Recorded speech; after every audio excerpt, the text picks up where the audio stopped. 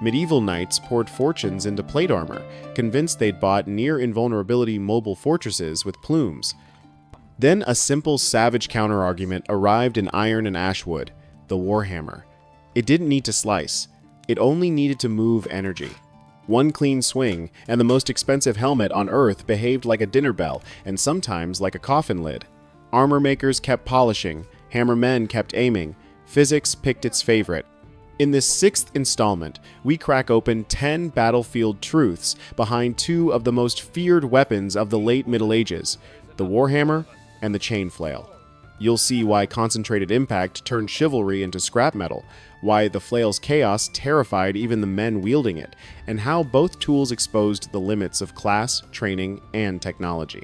From Agincourt's mud to peasant risings and Hussite wagon forts, these are the elegant, ugly equations that decided who got up and who stayed down. Ready? Mind your fingers. And seriously, mind your skull. The warhammer was born to answer a specific problem.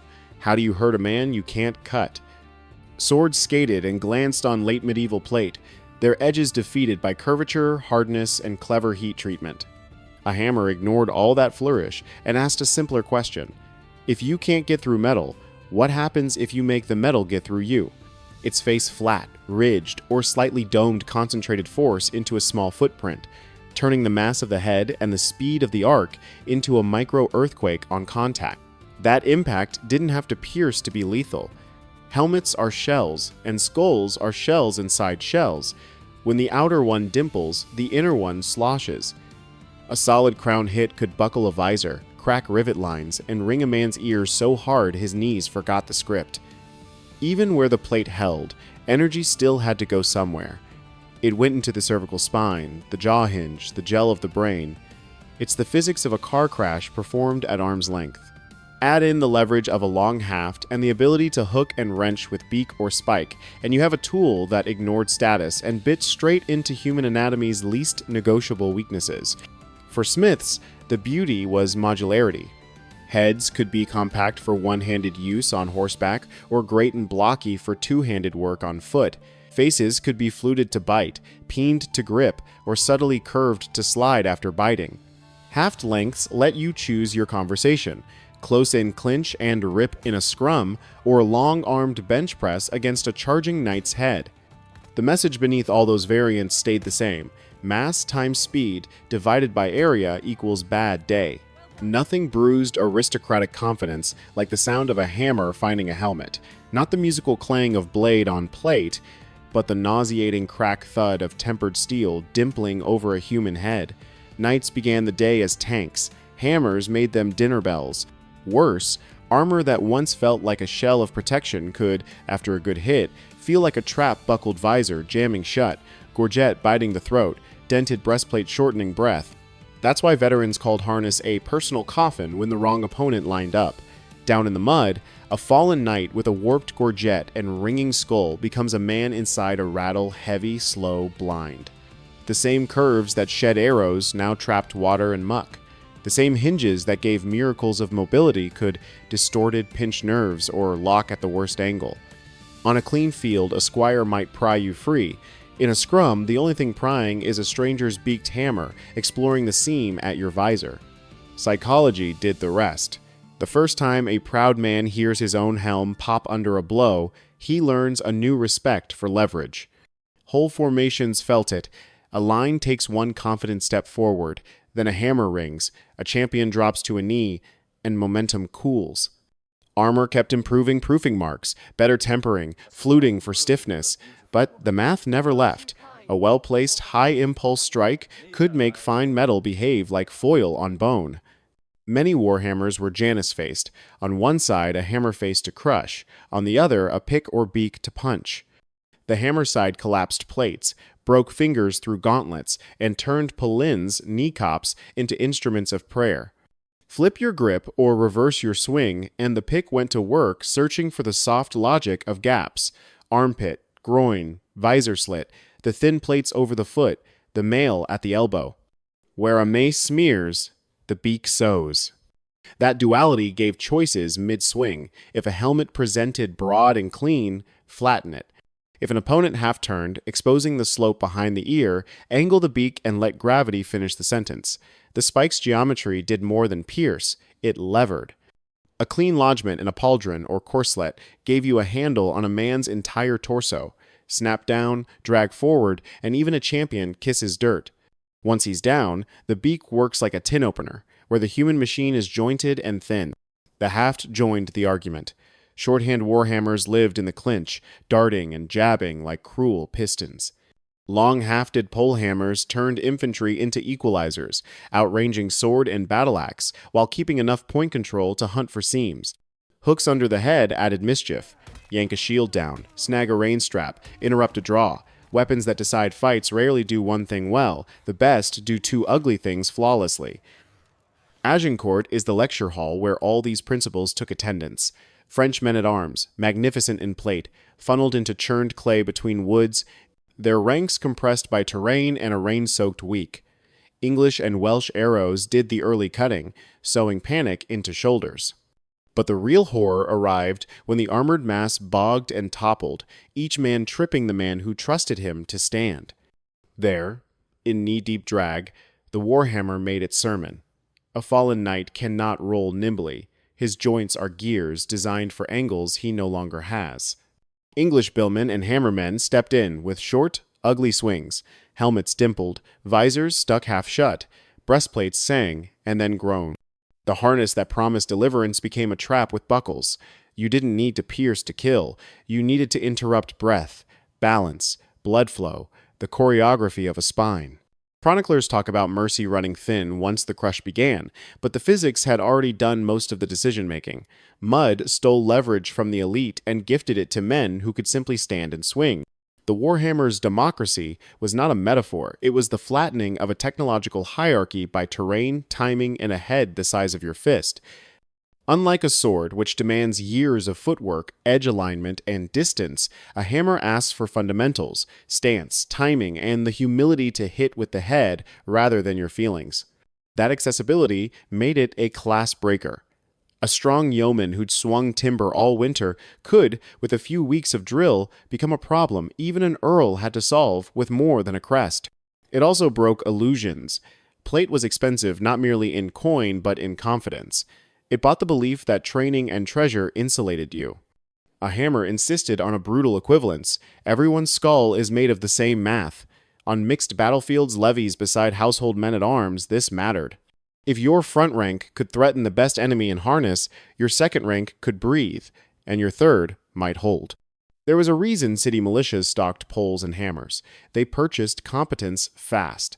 You could teach a man not to overswing, to recover the haft along a shield edge, to step offline before striking.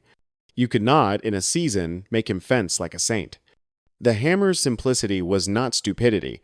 It was focus, a design that stripped combat down to decisions the body already understood from labor and life. If the warhammer is a crisp sentence, the flail is a scream that sometimes rhymes. A wooden haft, a short chain, and a spiked ball look like a child's drawing of weapon. In practice, the physics get baroque. The head lags, then whips. Momentum stacks, then snaps. The line of travel bends around obstacles like a bad idea that learned to turn corners. It is unpredictable by design, and terrifying even to men who loved it. The flail's selling point is its hinge. That chain decouples the head from the hand, creating a second stage of acceleration that turns modest arm speed into a brutal tip velocity. A shield that defeats a straight-line strike can still be betrayed by the flail's curve. The ball comes late, wraps the rim, and kisses the ear you thought was safe. In tight places, the head searches, slapping along edges until it finds meat. Against cavalry, a rider misjudges range by a foot and learns the difference between wood and iron the hard way. But there's a price. Control. The hinge that breaks defenses also breaks tempo. Miss with a sword and you know where the blade went. Miss with a flail and you may meet your own head a split second later.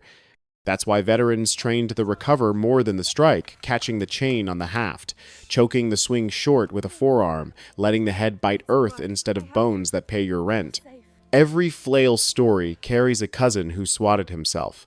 The head lags, a friend steps in, your plan meets his cheek. Or you over-rotate, the chain comes around the edge of your shield, and you teach your nose about entropy. This isn't comedy, it's statistics. In the crush, lines dissolve, targets move, and the head of your weapon has its own ambitious little life. That's why flails lived in the hands of men who accepted risk for glory, for cause, or because a converted farm tool was what they could afford. The learning curve is steep and not entirely forgiving. Judge the length, judge the lag, and above all, judge when to stop. Successful flail men developed a drummer's discipline: measure inside chaos. They used short pumps for close work and long arcs when space allowed, strangling the chain with the offhand to shorten the leash before the head could wander home. Still, the self-harm reputation stuck because it was earned. Armorers patched as many flail-made dents inside friend lines as outside them. In a way, that danger was part of the aura, a weapon everyone in the room respected, including its owner, especially its owner. Where the flail shines is in negotiations. A straight strike finds a shield and stops. A hinge strike finds the shield and bends. That small change breaks a lot of textbook defenses. A raised heater or round shield that would parry a sword can still deliver your skull to a ball that arrived on a different timetable. In formation fighting, flails reached over the front rank's guard to rattle helmets in the second. Against Pavis's big infantry, shields, flails, drummed, testing for breaks in attention, forcing men to keep shields welded to faces while your line closed to spear range. Then there's architecture: castle doorways, palisade gaps, wagon fort openings, places where a man can't commit his whole body, favor heads that go where hands can't. A flail can probe around a door jamb and make the man beyond rethink salary and destiny. In alley fights and ladder tops, that mattered. Defenders learned to rope and catch wrapping a flail's chain with a hooked shaft, wedging the head, pinning it against stone. Attackers learned to stutter swing short choppy arcs that gave most of the surprise with less of the leash. Tactically, the flail didn't replace anything. It complicated everything. Your shield had to respect a second kind of line. Your stance had to adjust. Even if you hated them, one man with a flail in the enemy front rank turned your drills into improv. A flail's chain works like a poor man's gearbox. Your arm begins the arc, inertia delays the head, then the hinge lets stored energy snap into a narrower circle, spiking tip speed at the moment of contact. It's the whip-crack principle in metal. Instrumented tests and reconstructions show that, swing for swing, a flail head can deliver significantly more impulse than a rigid club of equal weight, often on the order of a third again as much, because the last instant of acceleration stacks on top of the original motion. That physics comes with second-order effects. The head, being decoupled, tends to align normal to the surface it strikes, meaning it meets armor more squarely than a misaligned sword edge. Spikes amplify the bite by concentrating pressure into fewer points, turning a glancing contact into a puncture or at least a committed dent.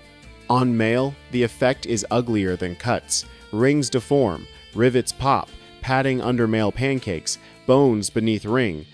For the user, the lesson is honest. The flail rewards patience and timing more than brute force. A smaller fighter who understands the hinge can produce a hit disproportionate to body mass, while a bigger man who tries to muscle it spends half the fight yanking his own comet back into orbit. Few medieval weapons prove as cleanly that good mechanics beat raw brawn. The flail's family tree runs through the barn. Grain threshing flail's long staff, flexible knuckle, striking swipple already taught rural hands the rhythm of hinged impact. In Crisis, smiths shortened swipples, added iron bands or spikes, and birthed battlefield flails by the dozen. For peasants, that mattered. You could arm a village with the muscle memory it already owned. The Hussites of Bohemia made an art of this. Behind wagon forts bristling with pavises, they fielded mixed formations where pikes broke charges, handguns barked, and flails punished whoever got close enough to think about heroics. Even armored foes learned humility when a spiked head arrived late and sideways through a gap they thought was doctrine-proof. Elsewhere, in risings and city brawls, the flail stood as a symbol as much as a tool. The field turned into a politics lesson you could feel in your teeth. That symbolism stuck. The sword remained the language of titles. The flail became the dialect of people who made bread and, when pressed, broke helmets. And beside both, the Warhammer kept whispering the same short sermon. No matter your crest, mass and leverage do not bend the knee. We've met two minds of medieval violence: the Warhammer's clean, merciless arithmetic, and the Chainflail's dangerous poetry. One collapsed steel into bone without asking permission. The other curved around certainty and punished men for believing straight lines could save them. Together, they stripped away the illusion that money or manners could outrun physics. We've now climbed to 60 truths, and the pattern is loud. On real battlefields, the winners respected math first. Next episode, we go deep on specialization. The Goatin dog, cavalry killer of the Low Countries, and the Zweihänder, a 2-meter blade that parted pikes and courage in the same motion. If this tour made your visor feel a little tight, share it. Tell me in the comments, in a fight you didn't choose, would you reach for the Warhammer's certainty or the flail's chaos? Tap subscribe and ring the bell so you don't miss part 7. The forge is hot, the halves are oiled, and the next lesson has teeth. That spiked ball cares not for friend or foe. When the fighting starts, stay well clear of its reach, woman.